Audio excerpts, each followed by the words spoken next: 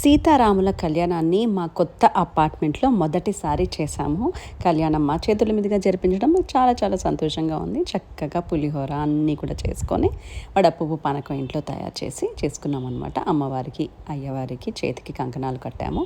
ఇప్పుడు అడ్డుతెర వేసామన్నమాట. అమ్మవారిని అయ్యవారిని చక్కగా పెళ్లి కూతుర్ని చేశాము పొద్దున్నే. అండ్ జీలకర్ర బెల్లం చాలా మంచి మూమెంట్.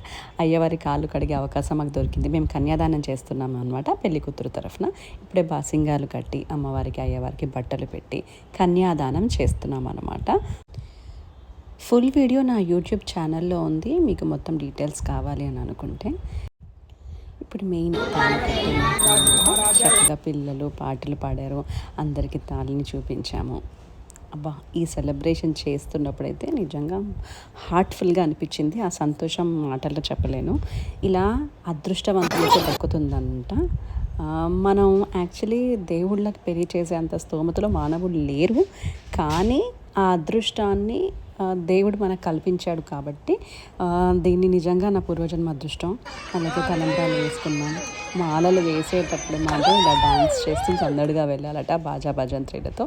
అన్నీ అయిపోయాక అమ్మవారికి వడిబియ్యం పోసామన్నమాట. నైవేద్యం పెట్టిన తర్వాత అమ్మవారికి అయ్యవారికి ఎర్రనీళ్ళతో దిష్టి తీసి ఇంకా పిల్లలు పెద్దలు అందరం కలిసి బంతాట కూడా ఆడడం. సరిదాకా ఫుల్ వీడియో నా యూట్యూబ్